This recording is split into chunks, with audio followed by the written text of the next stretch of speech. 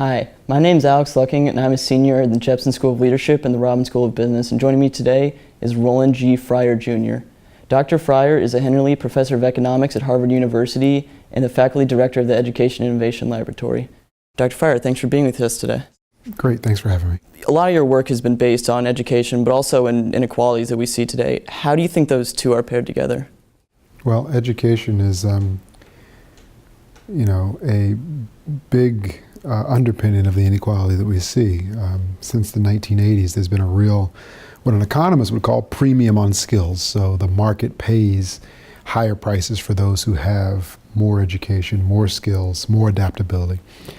And so you can't really think about inequality in America without thinking about how kids, even young kids, 4 or 5 years old, are educated. Do you think that we're making strides in a lot of those areas where their students are not having the resources and not having great expectations? Do you think that we're moving forward, or do you think we're very stagnant? It depends on the day. I think that progress is never as linear as I want it to be. So sometimes you take 4 steps forward, you take a couple back, but you net 2.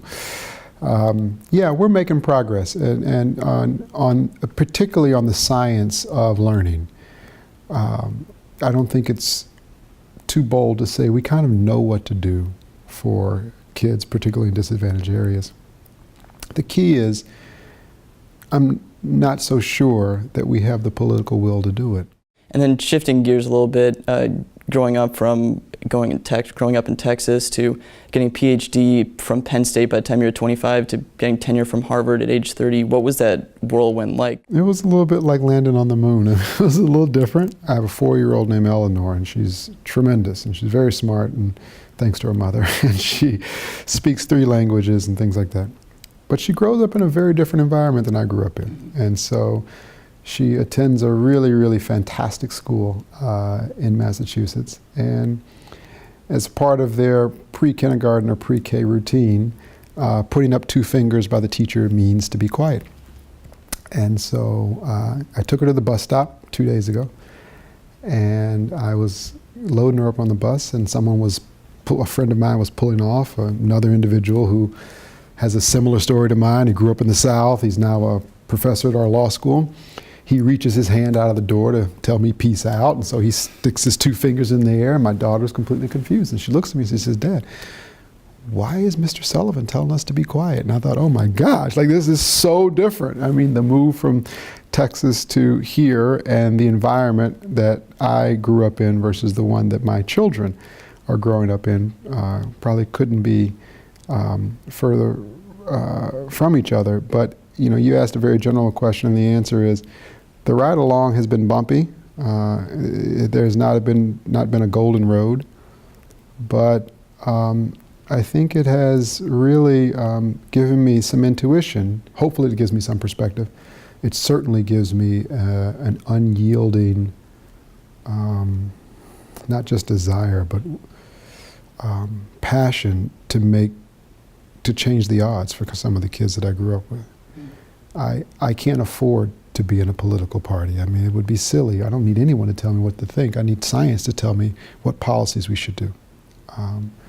I can't afford convenient policies that make me feel good at night. I need to be able to get to the truth.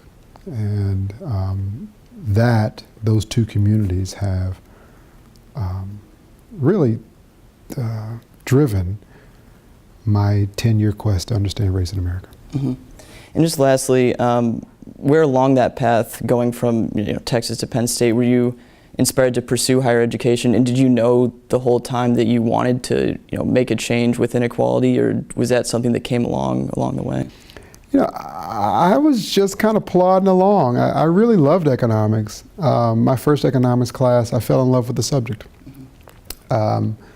I used to meet my professor who had office hours. His class was at 8 a.m. and he put his office hours at 7 a.m. Now that I'm a professor, I know what he was doing. But I was there every 7 a.m. for his office hours, to his probably great surprise.